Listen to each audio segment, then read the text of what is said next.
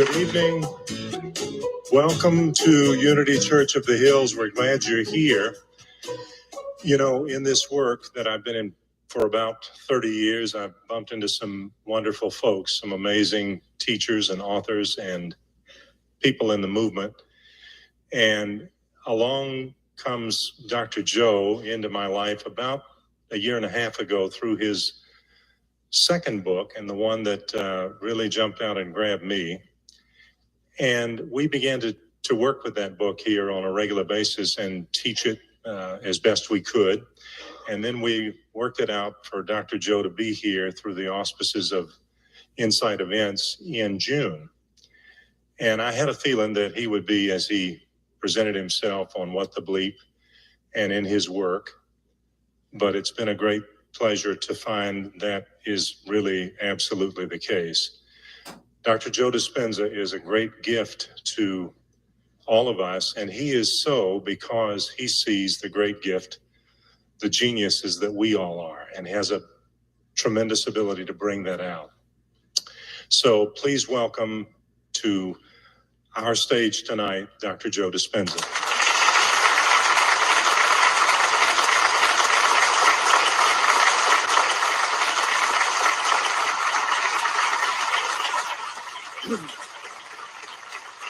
Thank you. I want you to turn to the person next to you. I want you to look them in the eye. I'd like you to introduce yourself as a genius. Let's begin.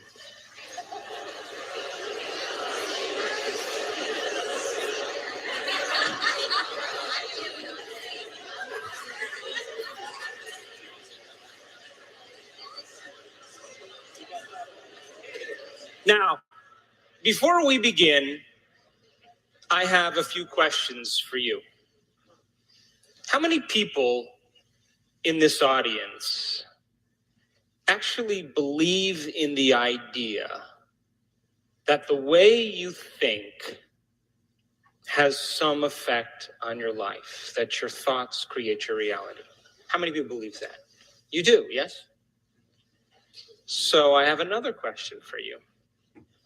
How many people actually woke up this morning and consciously created a future?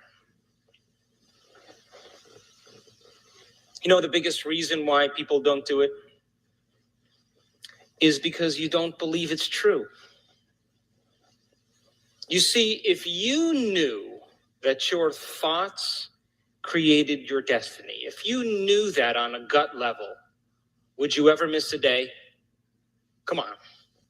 And would you ever let any thought slip by your awareness that you didn't want to experience? So you think 60 to 70,000 thoughts in one day. Out of those 60 to 70,000 thoughts that you think in one day, 90% of those thoughts are the same thoughts as the day before. So then the same thoughts will always lead to the same choices. The same choices will always create the same behaviors.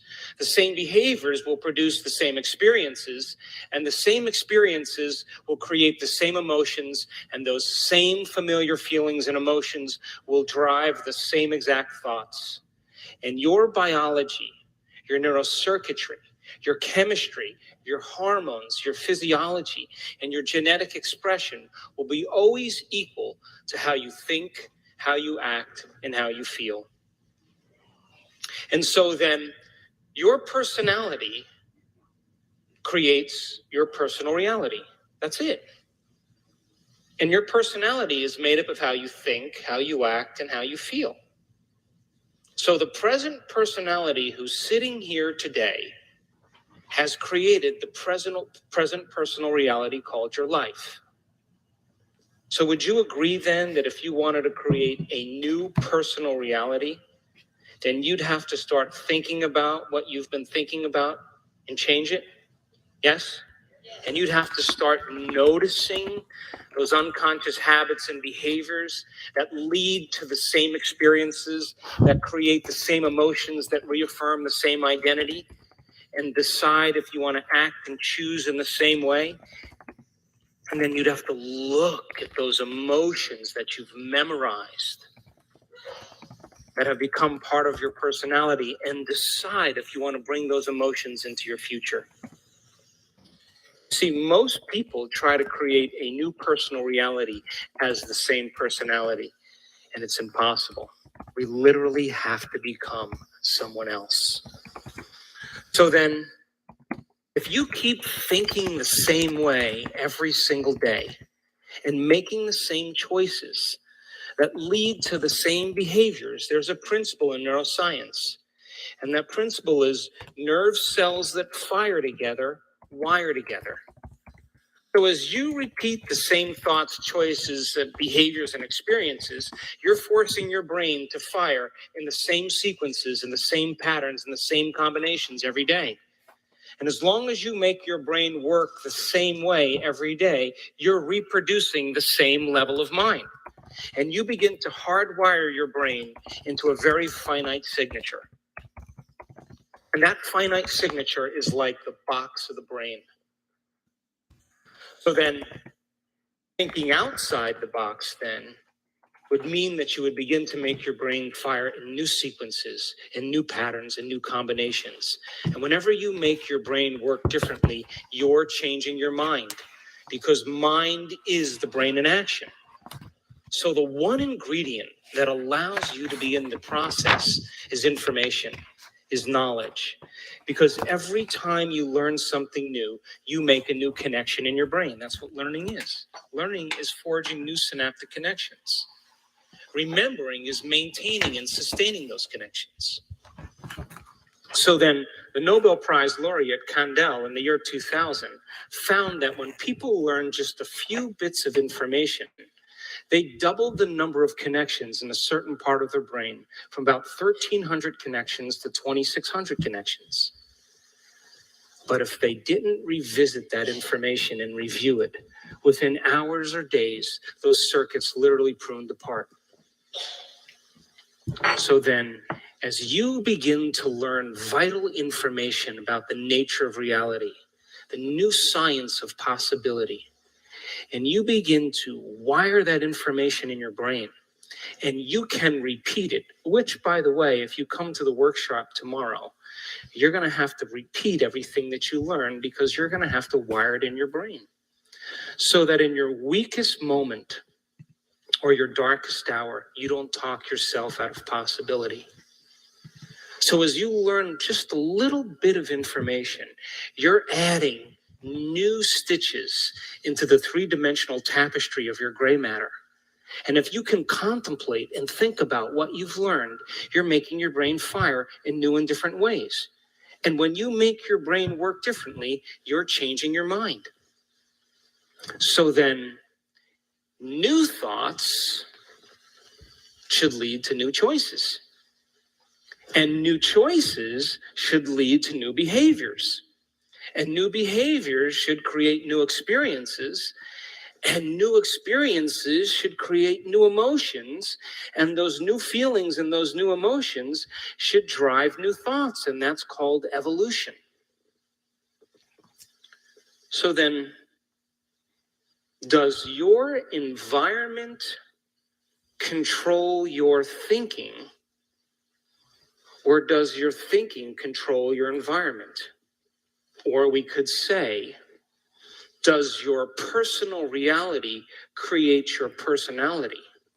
Or does your personality create your personal reality?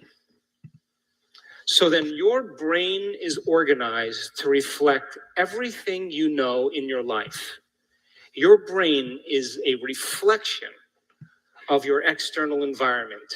It's an artifact from the past of all the things you've learned and all the things that you've experienced. It's wired or mapped in your brain. So if you wake up every morning and you get out of bed on the same exact side as you did the day before, and then you shut your alarm clock off with the same finger,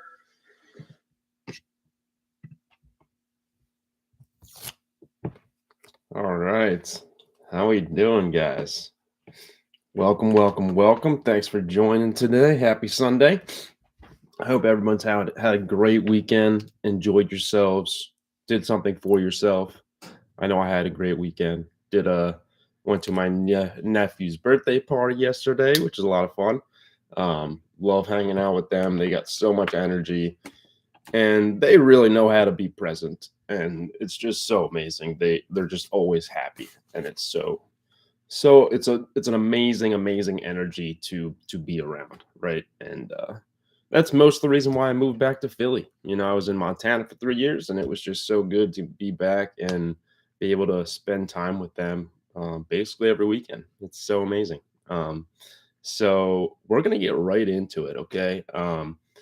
Today we're gonna be learning about how to be present, okay? And understanding that we are not our mind, right? Okay? And that is something that not many people understand or really know about.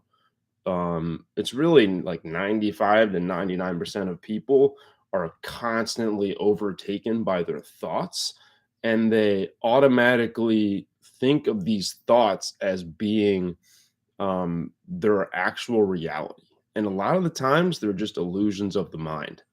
And it's really important for us to understand that. Okay. Um, so I really love to start these calls with gratitude. I kind of just started jumping in, but I'm really grateful for my dog. I'm grateful for being home in Philly. I'm grateful for December, that it's finally cold outside. It's so amazing that I love the cold weather. It keeps me so much more energized throughout the day, and I don't really understand why, but it's just amazing. Um, and so that's kind of how I like to start calls. Just a little bit of gratitude. Thank you, Kenneth. Yeah, health is so key. I love health. Love that I'm healthy. I really don't have any ailments, and it's just so amazing um, that I'm able to do everything that I want to do. Really, and it's just so amazing. So we're gonna get right into it. Okay, you are not your mind, and there's a parable about this beggar. Okay, it's an old parable, and basically what it is there's this guy sitting on a bench, and a stranger walks by, and the beggar mechanically opens up his hand and sticks it out and asks if you have any spare change. And the stranger says, he comes over and he says, well, I don't have any spare change, but what do you have in that box that you're sitting on? And the beggar's sitting on the bench, and he's sitting on this cardboard box. And he asked the beggar, what's in the box? And he says, I don't know. I've never looked inside the box. I just sit on top of it, and I don't really know what's inside of it. And he tells him, well, look inside the box. And then the beggar finally looks inside the box, and he realizes that it's full of gold. And now that is a very powerful story, and I'll tell you why. And it's because that box is actually a metaphor for our inner selves. And I am that stranger who has nothing to give you and is telling you to look inside. I'm not telling you to look inside any real box, right? As in the parable, but somewhere even closer. I'm telling you to look inside yourself. And looking inside yourself, because all the power and benefit that you're going to get from looking inside as opposed to outside is astronomical. And I can hear some of you saying, well, Pat, I'm not a beggar. Okay. I don't really understand the reference. And that's okay. But the point is that I'm not talking about a beggar as in somebody who needs to actually be on a street corner and asking people for money, right? I'm talking about those of us that have not achieved or found our true wealth. Okay. And what is true wealth? True wealth is actually the radiant joy of being, and it's the unshakable inner peace that comes with it. Okay. And And those of us that do not have true wealth, those of us that do not have a radiant joy of being and an unshakable inner peace that that is basically unaffected from anybody else, is honestly a beggar, because they're constantly looking for validation. They're looking for security, they're looking for love, for pleasure, for fulfillment, and they're looking for all these things outside themselves, right? A lot of us are people who are begging for a better life, we're begging for a better job, we're begging for more freedom of time, we're begging for better health, all of these things, and we're asking outside of ourselves for these things, where in reality we actually have that all within ourselves. We have the treasure inside within that not only includes all of those things, but it is actually infinitely greater than anything this world has to offer you. It is infinitely greater. It's not something that you can get outside. It's only going to come from the inside. And that's why you see a lot of people that are like monks. I mean, we don't see them physically, but we know they exist, right? We know that these monks and very people that are very minimalist, right? Some of them are the most happy people in the world. And that's because they have found how to to to look inside constantly, and they're not looking outside at anybody else to achieve fulfillment. They're not counting on anybody else for their happiness, for their peace, for material possessions, because to them material possessions don't actually mean anything. All they care about is that they are centered, that they're here, and that they're present, and they are very much some of the happiest people in this world. And it's so amazing, and that is truly what inner peace is like.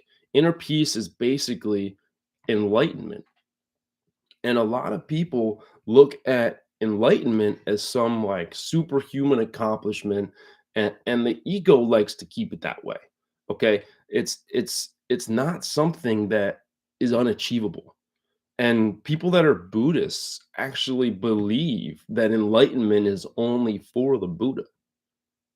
But I don't but the reality is that we all have enlightenment inside of us. We just need to understand that it only comes from ourselves. Everybody has the capability to be enlightened, but few people access it. And I'm going to show you today how to achieve enlightenment. And it's so important to understand, and but in order to understand enlightenment, we need to first define being. And so what is being? Being is the internal, ever-present one life beyond the myriad of forms of life that are subject, okay, they're subject to birth and death. So they're subject to the physical. Um, yeah, so no, the being is the eternal, ever-present one life beyond the myriad of forms of life that are subject to birth and death. So it's an essence beyond anything in the physical world. We can't look into the physical world to achieve enlightenment. We can't we can't be and also be focused on the world around us as in terms of past and future. Okay, um it's it's not only beyond, I mean, it's not only beyond, but also deep within every form, as its innermost invisible and indestructible essence. Okay, it's not only beyond, it's not only beyond, but also deep within every form. So it's within every single person, every single plant, every single object, every single um, every single moment, right? Being is something that you feel. It's not something that you can think about. Okay.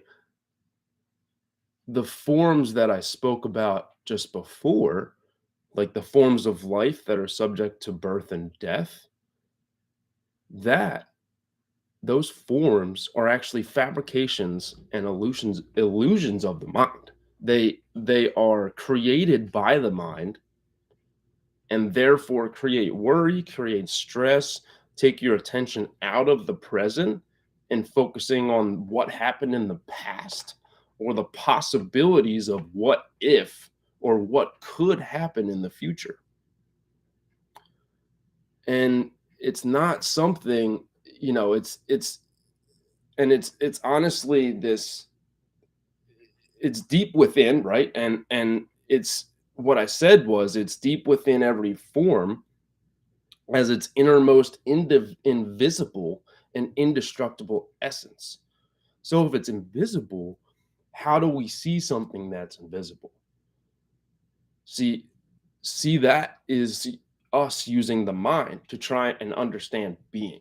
But we can't use the mind to understand how to be present because the mind is so much detached from the present moment, right? It's constantly thinking about our bills coming up. It's constantly thinking about the mistakes we made in the past. Maybe we said something stupid to somebody the other day and it's just going around in a circle in our mind.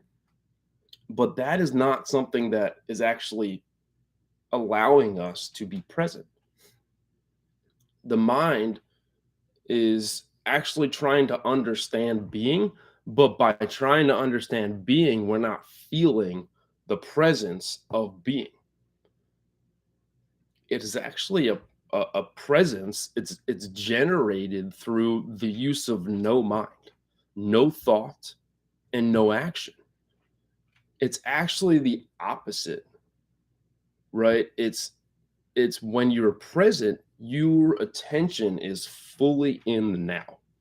Nothing can, being can be felt. It can never be understood mentally. Okay. It can only be something that we actually feel inside. Like for me, when I'm trying to be present, I first will breathe and I focus on my breath. And meditation is really helpful for this. But, you first focus on your breath and then you can start to focus on your heartbeat and you focus on the life force within you and your heartbeat beats, right? And you feel that beat. And then you start to feel the beat. And the more you do this, the more you can start to feel every fiber of your body. And it is unreal because so I've had some meditations where I can feel the heartbeat and then I can feel the blood actually exit my heart and flow all the way through my veins, down my fingertips, all the way back up, and then across my other arm, and then down my legs. I can feel it up my back. I can feel it everywhere. And that is really what being is. It's focusing on the here and the now. It's focusing on the body's response or the body's feeling about what's happening, but it's not generating thoughts around that feeling. Okay. Because a lot of the times people have the tendency to take the past and the desire of some future relief to constantly either worry or create some illusions that something in the future will make them happy, or they're focused on what if. So a lot of people have these goals, right? And they're like, oh, like I could quit my job and start a business, but like what if I lose all my money? What if I don't make it? What if nobody likes the products that I sell? What if I lose everything? They start to create these stories, and that's what I talk about. That's what I mean when I talk about the illusions of the mind. people are actually creating these fictional or illusory stories that don't exist. And then they start to believe them. And it actually stops them taking action in the now to get what they want simply because they're worried about what could be or what could happen. But they also don't think about the fact that, well, what if I don't make it in that entrepreneurial journey? What if I don't do that? What if I don't push myself? That's a more constructive what if statement, because let's say if I don't push my dreams, if I don't actually try and start a business or whatever my goal is, then I end up working for somebody else my whole life. I end up working 40 hours a week doing something that isn't meaningful, that isn't in line with my desires, that I'm not passionate about. And then I spend most of my days unhappy. And maybe, and I've done this. I've sat and work. I've worked many jobs in my life, and a lot of the times you end up creating these imaginations, and they're not like manifestation imaginations. They're fantastical imaginations. They're things that don't actually exist. You're right. You can create these stories in your head of like, oh, if I was a millionaire, I would do this and I would do that. But you don't actually take steps today to achieve those things. That's what I mean when it's like a fantasy. A fantasy imagination is unconstructive, but a manifestation imagination is constructive, right? So there's two ways to look at the future. And so if we're constantly looking at the future as a way to take ourselves out of the present, then that is something that it won't actually happen. That's something that is fake. It's like a dream, right? It's like imagining yourself as an elf or imagining yourself as a dragon, right? Like that's never going to happen. And it's the same thing if you're looking at these imaginations as things to take you out of the present moment. That is a fantasy. But there are constructive ways to look at the future where we are focused on what we can do today in order for us to get to that goal. Right? And this was a huge realization for me. I had a journal entry yesterday. I ended up writing like 16 pages. And it was because I started to realize that I have these goals, right? I have a goal to be a fully funded trader of 6 figures and make 10K a month. And I realized that I was focusing so much on this future self, right? And that's what they tell you, right? They want you to be in the feeling of the wish fulfilled, right? And the being of the wish fulfilled a lot of the times can end up taking you out of the present to create a fantastical or a fantasy future without actually impacting what you do today, right? And it wasn't that I wasn't taking action, but I was focused so much on this future self that I didn't incorporate that future mindset into my current mindset. And so my mind was constantly in the future and not in the present.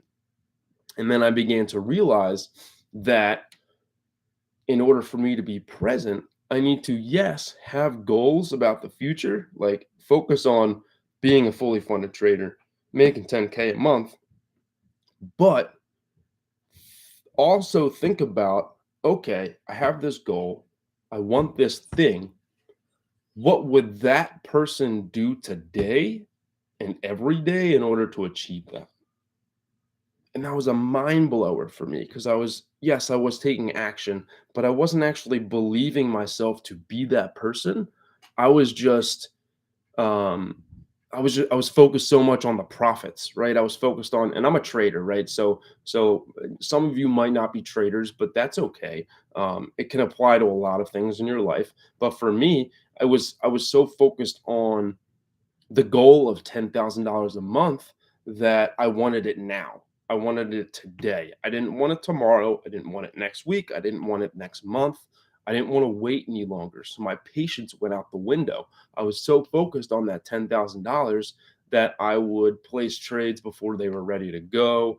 I would feel this invincible presence inside me that pulled my risk management completely out of my practice, right? I started just placing trades for no reason, losing money, and then I would blow my demo account because blowing an account is drawing down $5,000 in a $10,000 account, with that being 5%. Because with funded accounts, most of the time you can't draw down more than $5,000 in a day. And so if I play, if I, let's say I placed a trade because I was like, oh, let's get this 10K. I placed a trade, go down $1,000. And I'm like, okay, well, now I can get myself out of this hole because I've done it before, right?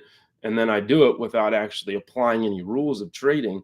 And then I go down another $1,000.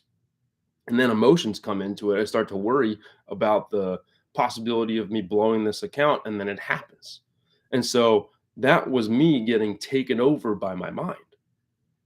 And that means I wasn't being present. I was focusing on the past of I was focusing on past losses, what happened in the past. Like when I got into the situation in the past, it became something that um it became something that worried me in the present, or I was so focused on the goal of $10,000 that I didn't want to be drawn down. So if I went down a thousand bucks, I was like, all right, well, let me just get this back, right? Let me just get this back to zero, and then I'll be fine. And then because my focus was so much on that 10,000, I was so focused on the future, I was so focused on the past, I couldn't feel the trade. And feeling the trade is so important, and that's how you become present. Because when I trade now that I've had this realization, I always listen to my heartbeat. I always listen to my heartbeat, and that was like the best thing that I did when I started becoming um profitable, because I was listening to myself. I was present. I was feeling the energy of my space. I was feeling the energy of the markets, which is I didn't understand how this was possible to begin with. It was crazy. It was wild. Like it's the internet. It's on my computer. Like it's not present. The market's not like literally in my space, right? It's just me staring at the computer, but I can feel it. I can tell. I'm like, okay, this feels off. My heartbeat starts going off, and I'm like, all right, well, the market's about to manipulate and screw me. So I need to wait. it's, it's insane when you start to realize these things. And the only way to actually get to that point is to focus on being. So, how do we do that? I, I'm going to now teach you guys how to be unlike most people, because most people don't understand this information. They hear it and they see it as mumbo jumbo. They see it as some spiritual nut job that's trying to tell them what to do when what they're saying doesn't actually exist. And it's it's crazy. And I was one of those people. I was like, I grew up Catholic, and I didn't really I wasn't really taught the right way. Like their way of teaching is so backwards. It's they build it out of fear as opposed to actually truly understanding the information and how it can be applied to your actual existence. They create it as some like, all these people in the Bible are better than you, and you're a piece of garbage that sins all the time. And it was just not helpful. And so I kind of wrote off everything that had to do with it, everything that had to do with God, spirituality, the Bible, Catholicism, going to church, all of it. I threw it out the window and I forgot about it. But as I started to become spiritually enlightened, I start to realize that God is not just some physical form. It's not some being outside of ourself. It's not some thing that is unachievable. right? God is within everybody. And when you're present in the present moment, you are feeling God's presence. And you don't have to be religious to understand that. And God, and maybe it's not even God for you. Maybe it's just, um, maybe it's karma. Maybe it's just your chakra. Maybe it's just feeling good or not feeling good. It can be that simple. It doesn't have to be some spiritual or religious thing. It can just be yourself and understanding that being in this moment is the only moment that you have. Time is actually an illusion. Time doesn't really exist. It was created by the mind, right? We back years ago, even before humans were created, or at the beginning of the human experience, they didn't have time. They had sunrise and sunset. There was not a specific time throughout the day, right? There was no October, there was no November, there was no December. There was no 2000, there was no 1990, there was no 2022. None of that existed. It was all created by the mind because we have this instinct to create um, specificity in our days, right? It's helpful for practicality and now in this industrial revolution that we're living right now, and just this whole development of the human experience where we have to go to work, we have to do this, we have to do that, we have meetings on this day, we have parties on that day, we have Christmas. We have all these things that are um, practical uses of time. So it's necessary in our world, but it's also something that pulls us constantly out of the present moment.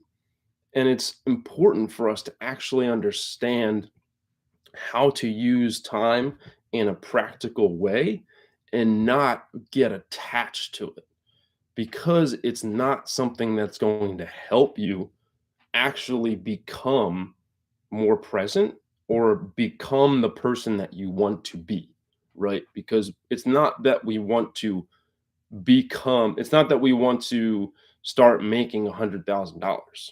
It's not that we want to get this new job. It's not that we want to be a funded trader. It's that we want to become the person that would therefore achieve or receive those blessings.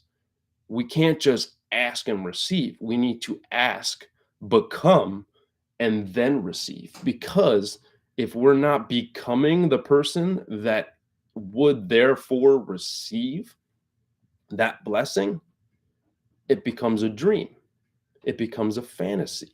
If we don't take action today to be that person that we want to become, or if let's say you're a entry level trader at a company, at a huge hedge fund. In order for you to become a leader or even a partner, you're going to have to change your daily action. You're going to have to become better. You're going to have to become more profitable. You're going to have to work harder. You're going to have to focus on um, your mind, and or not focus on your mind, focus on being, and focus on your attention in the now, and have control over your emotions. And it's really, really important that you understand you're not going to receive those blessings. You're not going to receive that job or that partnership until you become the person that deserves that partnership.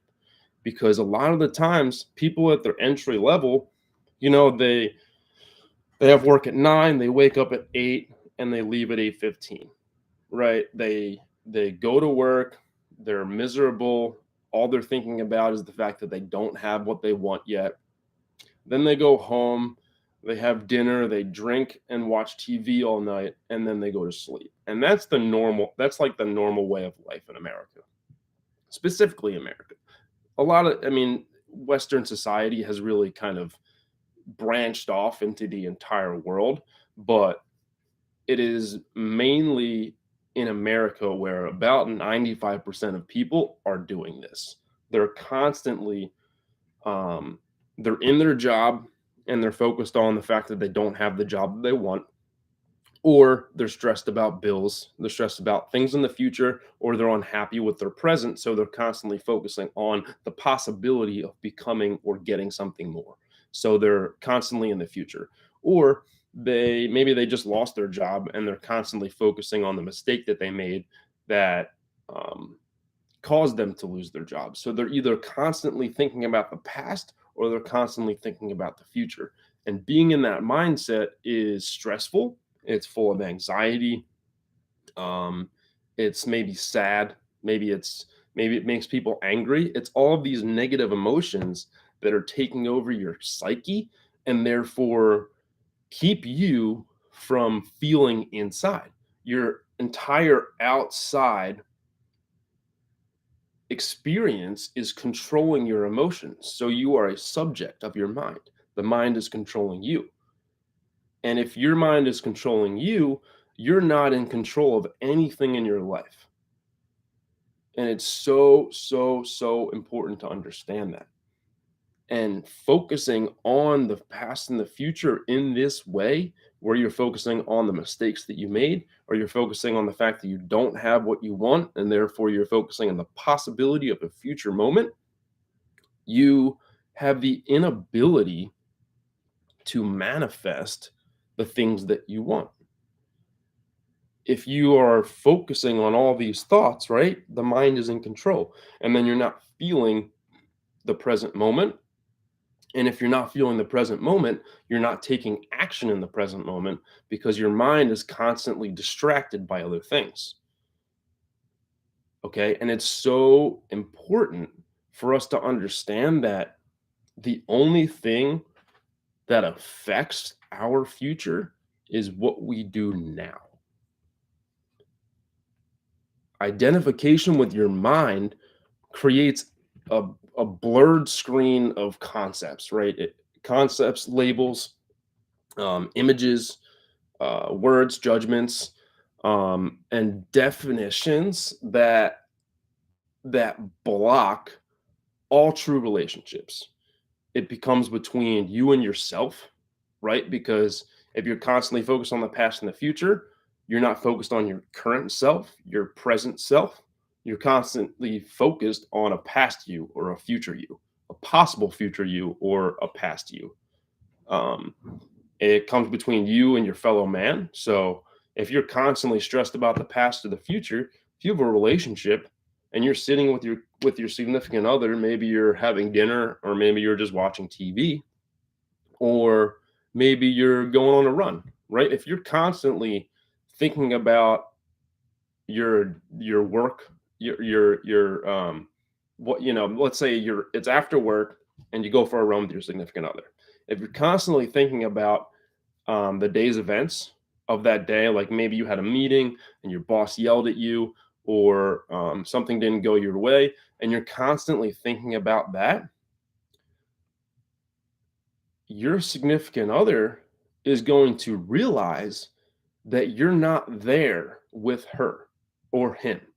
And I'm sure that a lot of people have gone through this where you're with your significant other and they say to you, like, where are you right now? Like, you're not here with me. I'm trying to talk to you, but you're not focused on what's going on because your mind is constantly focused on something else. So you're not present. And then it can negatively affect your relationship with them because they take it personally. And while we understand that you shouldn't take anything personally, most people don't understand that. So they take it personally, and then you get in an argument, and then it affects that relationship, right? And it can also affect your relationship between you and nature, right? Because for us, we understand that taking a walk in nature is so helpful for us to understand how to be present. Because especially for me, if I'm going on a walk, I like to walk by streams because I'll just walk by the stream and I'll just listen to the water flow. And this is one of the easiest practices for people to do in order to start becoming present is, wow, that's funny. I just looked at the clock and it was 12:44:44. Every time, man. Every time. Keep seeing those angel numbers. It's so dope. But yeah, so it, understanding that convening with nature, going into nature is a really good way for us to become present. That's one of the really good practices for us to utilize because you can go out in nature, you can smell, maybe you can smell the flowers, right? Maybe you can hear the stream that's going by. You can hear the leaves on, or the leaves are, I mean, leaves aren't really in trees right now because it's winter, but you can hear the branches start to sway in the wind. You can hear birds chirping. You can hear the squirrel up in the tree just kind of gnawing on his acorn or making their weird squeaky noises that they make, right? There's things like that where you can focus on the present moment. If I'm inside, if I can't convene with nature, I used to be a contractor, so I'll sit in my basement and I'll just look at various joints in the room and I'll be like, okay, that guy did a good job right there. And then you start to feel other people's presence because in order for these walls to be created, somebody had to do it. So then I start to see the strokes of paint on the walls. I start to see the little imperfections that can only be created by the human experience. And then I become present in that moment as well, right?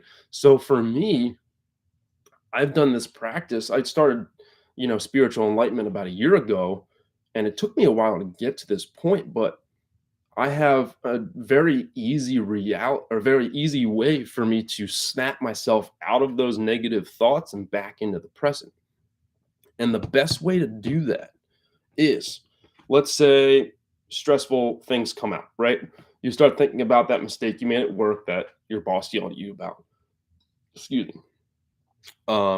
What you want to do is to stop thinking about it. Let your body feel the emotion. Okay. Maybe it's your heart beating. Maybe you're starting to sweat a little bit. Maybe you just can't sit still. You're a little restless. Maybe you're fidgeting. Maybe you're sitting at your desk and you're going like this. Because I used to do that. Like I'll literally sit, if I'm taking a test, like I'm sitting there and I'm kind of like this.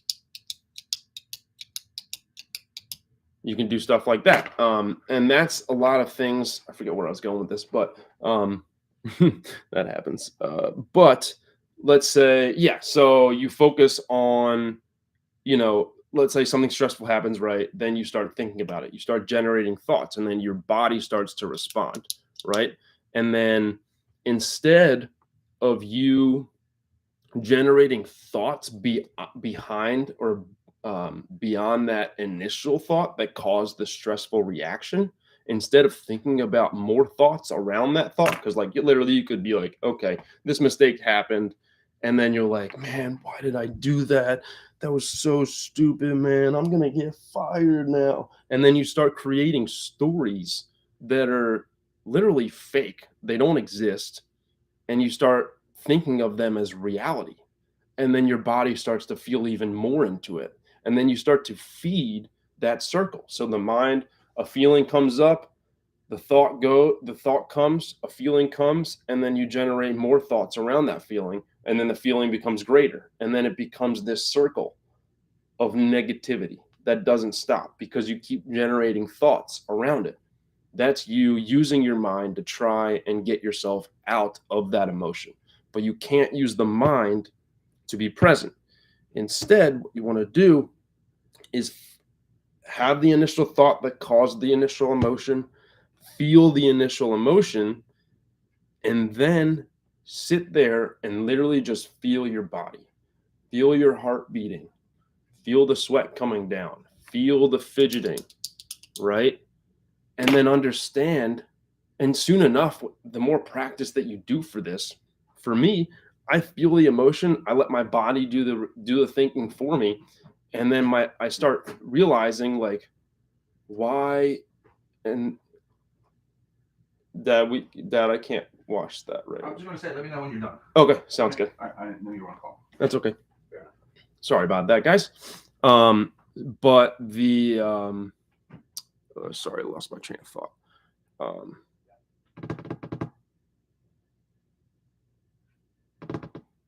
Yeah, I lost my train of thought, but I'll just go on and it'll probably come back to me.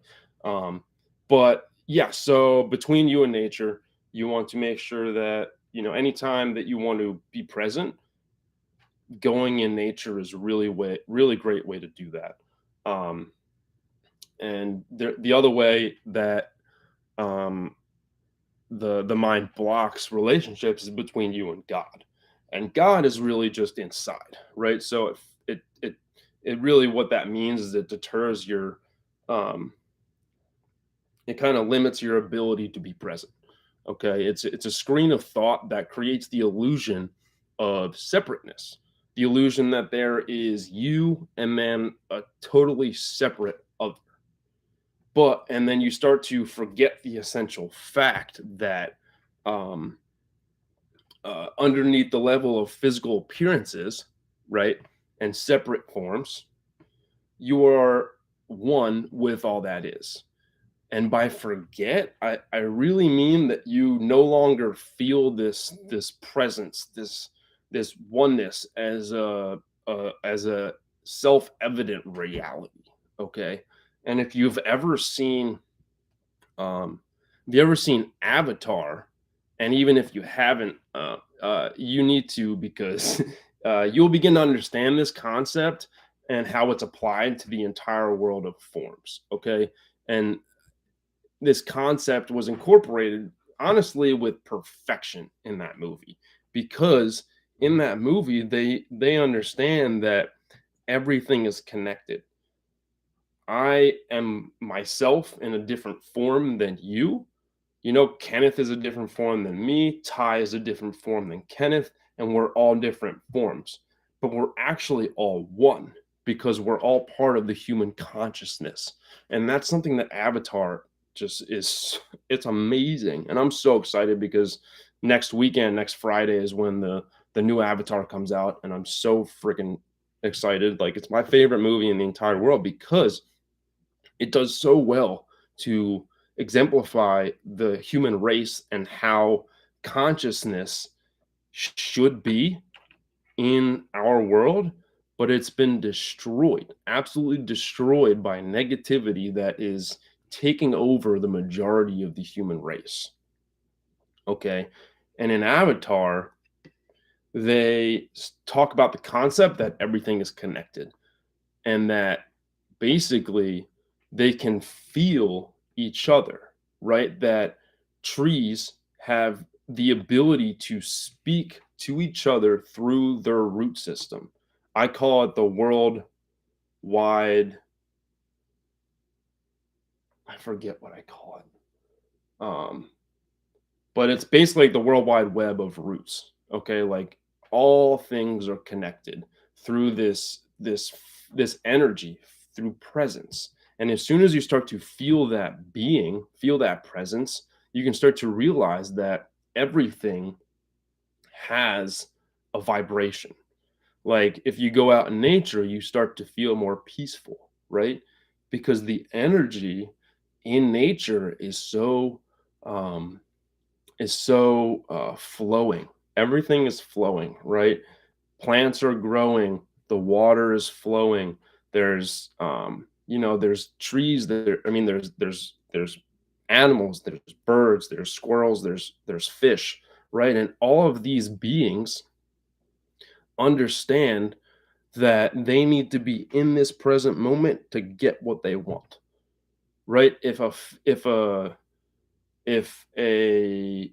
a mountain lion isn't present in this moment and he's thinking about the past or the future, he's thinking about something that he did wrong, he's not going to see that that bunny that just walked by that he could have eaten, right?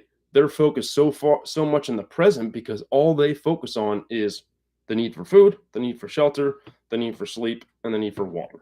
Okay, that's all they focus on. And that's really what we need to be. We need to be like animals. And that's why it's so good to have like a dog or a cat, because they're constantly in the present moment. Every single moment is in the present.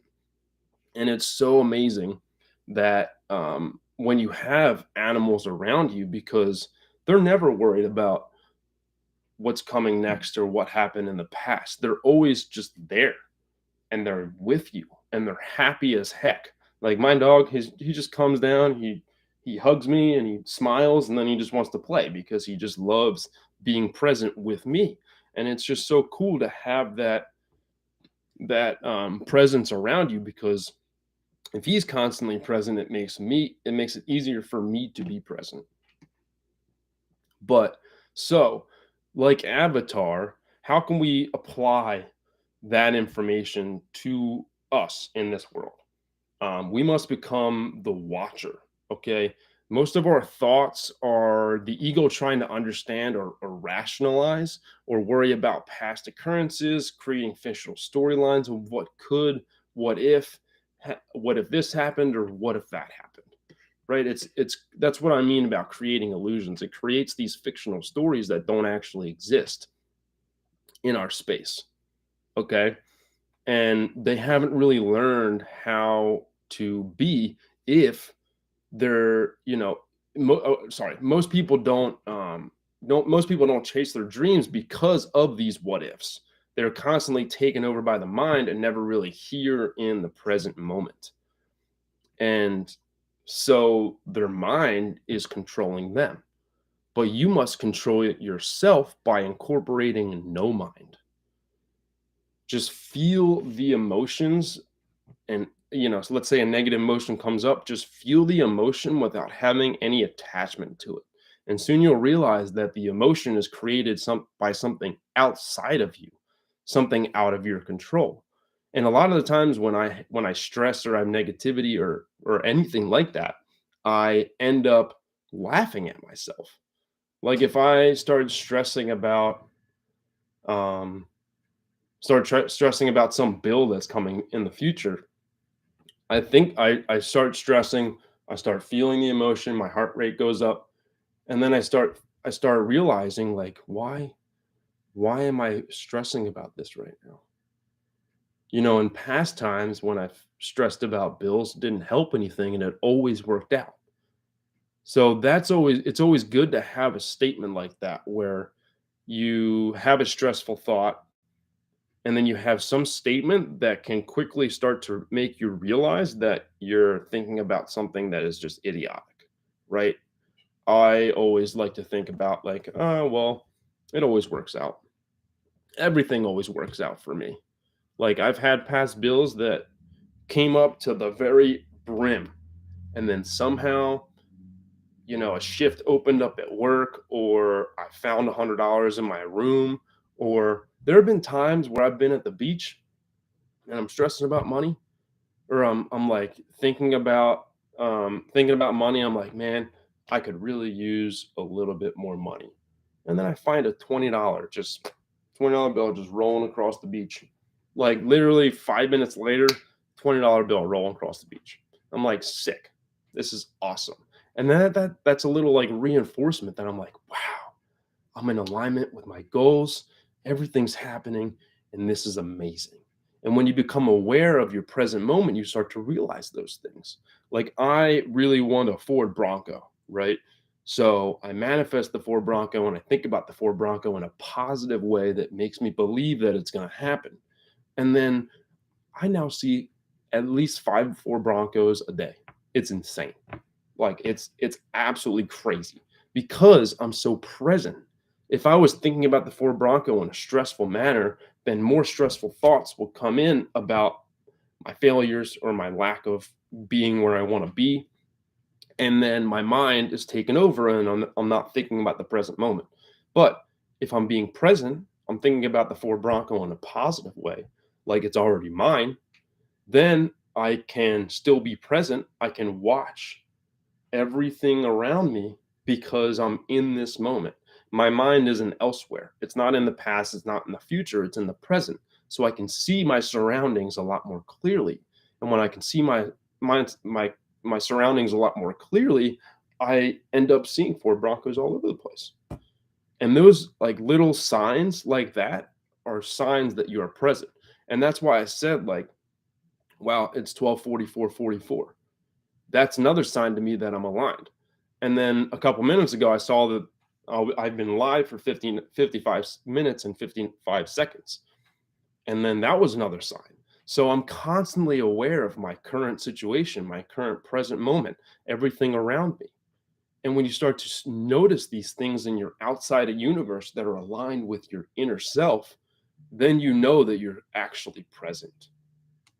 And so using practices like convening with nature, allowing stressful thoughts to come in, or a stressful thought inevitably is going to come into your life, right? But it's important to not give it energy. What you want to give it is an inner feeling. Okay. So you want to feel the emotion and not generate thought around it.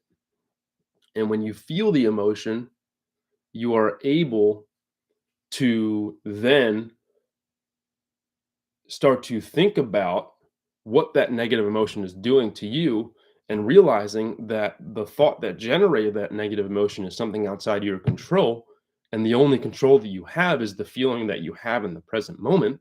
So then you start to feel good. You start to feel the heartbeat, and then you start to, sometimes maybe for me, I'll start to express gratitude for what I have in this present moment, and that's what really brings me back into the present. It's like, oh well, I have this amazing place to live, I have a laptop and a phone that make me money, I have a YouTube channel that I'm able to give value to people, I have a tribe to work with. And then I just start to and that really brings me back into the present moment and what I have today, and what I can do today with what I have today to create the future that I want. Okay, so only the best thing for you to do is, if you have something negative come into your mind, if you can't control it, then let it go. If you can control it, then that is a good way to look at your past. Okay, the only positive way to look at your past and your future is in practical terms. And this is going to be, we're going to have like one or two more things to say, and then we'll get out of here. I know it's 1 o'clock. But so the only constructive way to look at the past or future is in a practical way. Okay. And what I mean by that is, it's important for us to have goals, right? And goals are always going to be in the future. But that's only if you look at them as a future self. If you look at your goals in the future as your present self, then you have control in the present moment and you're focused on the present moment. Because for me, I used to focus on the future goal of $10,000 a month. And then I would constantly think about, what would I do? What would I be? Where would I live? Right? I would paint a picture in my mind, but I'd be so focused on that future self that I wouldn't change my daily actions today. I wouldn't change my feelings that I have today. And then I realized that in order for me to become that person, I need to become him now. And I need to take action today. I need to understand that the goal of $10,000 is not the goal. The goal is to become the person that is worthy of that $10,000 a month. And so I started thinking about, what would that person be doing on a daily basis? Okay, he'd be waking up early. He'd be doing his morning routine every single day, no miss days. If he misses one day, he gets back on the horse. He does never miss 2 days in a row. He is constantly feeling present, feeling good, and focusing on what he can do and what he has control over. Right. So I focus on the actions that I can take today. So, what would a fully funded trader do? He would always be in the markets. Every day, he'd be in the markets for at least an hour. Every day, he'd be taking a class. Every day, he'd be listening to audios and reading and doing all of these things that help aid him into lifting his vibration to a wealthy mindset, because a poor man's mindset is what most people have. That's the poor man's mindset, or the poor woman's mindset is the stressful, the focusing on the past and the future um as a hindrance to your present, and not as a vehicle to achieving your goals, right? They're focused on the stressful aspects of those other times, those past and those futures, and they're not focused on what they can do. So only thing that you want to do is if you're not utilizing your goals to figure out what you need to do now, you are only creating that fantasy future that we spoke about and not having any real effect on manifesting that future now. The only appropriate time to think about the past and future is to assess that information to figure out what you can do today to make the changes in alignment with your goals, as well as to utilize the past as a school. We want to use the past as a school and as a way to learn what you did right and what you did wrong, and how you can use that information to improve the present moment. And if you're getting stressed or worried about thinking about the past or future, your mind is in control and you're not using the past and future in a productive way. It's actually using you. And you do not want to be the victim of your mind. You want to create thoughts that are in alignment with your goal in a productive way. And so how do we come present and separate ourselves from our mind? And this will be the last little point. Anytime a thought comes in that is not alignment with your goals, we want to feel it. Don't give energy to it. Do not create a story around it. Just feel it and then let it go. Okay? Feel it and then let it go. Come back to the present moment and just be. Feel the emotion, let it go, and then feel your body. Feel the blood running through your veins, through your heart beating. Feel your eyes twitching, right? Feel the cool air of your breath coming in and the warm air of your breath going out, right? And the best ways to practice being is you could do it literally with anything. If you're walking up the steps, focus on each individual step. Focus on how your foot meets the ground, right? And how your body lifts itself up to the next foot, moving forward, and then placing itself on the next step, and then keep going. Focus on your breath as you're moving up the steps. Focus on how your heart beats a little bit faster as you move up the steps as well, because you're kind of in a working out sense. You're kind of working out in a way where you're exerting energy, and so your heart needs to pump up more fuel. And so start to feel how your body changes from the bottom of the steps to the top of the steps. Same thing with working out. Focus on the motions. If you're doing curls, focus on the muscle. And that's one of the most helpful things when it comes to working out is focus on the muscle that you're trying to work. It's called mind muscle connection. Okay. And that's the best way for you to actually develop a stronger, strengthening and stronger muscles. Anytime you do anything, if you're doing jumping jacks, focus on your calves, okay? Because that's a really good calf workout. If you're doing squats, focus on your glutes, focus on your lower back, focus on your thighs, on your quads, right? If you're running, focus on your legs. If you're doing push-ups, focus on your shoulders, on your chest, on your arms. And when you start to have that mind-muscle connection, your muscle actually responds in a much stronger way. And this is scientifically proven, okay?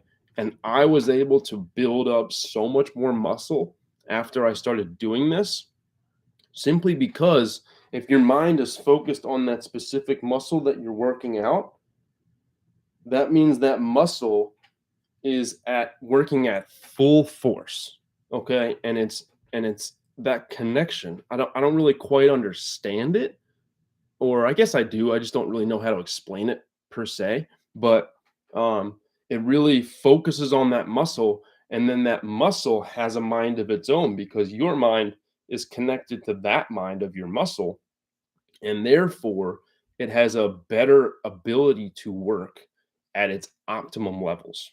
Okay. Same thing with chores. If you're vacuuming, focus on the push and pull of the vacuum. Focus on the sound of the vacuum.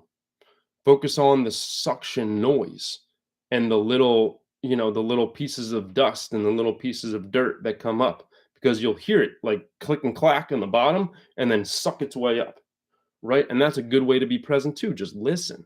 Just do the action, feel the motion, and listen to the noise. Same thing with meditation. If you're meditating and you have a hard time keeping your thoughts in control, feel inside. Being is the easiest way. Being and setting a mantra are the easiest ways to meditate, because being is really easy because you can focus on your breath. Literally just think inhale and then think exhale. And all you do is think inhale, inhale, exhale, inhale, exhale. And then for mantra, you just keep saying the same thing. So it's like, um, I am so grateful for this. I am so grateful for that. I am so grateful for this. I am so grateful for that. So then you're generating thoughts. You're controlling your thoughts in a way that's in alignment with your goals. And therefore, it allows you to be more present. And soon enough, you'll be able to do this all day long.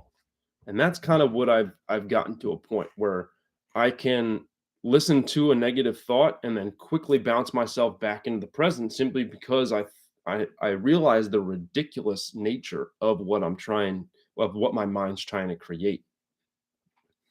Yeah, there are so many ways to maintain presence. You're so right. It's there's so many ways, and whatever works for you is what's important. As long as you have that ability to be present with your proven strategy, don't do anything that I tell you to do. But if you are lost and you can't find ways to be present, try a few of the things that I mentioned today.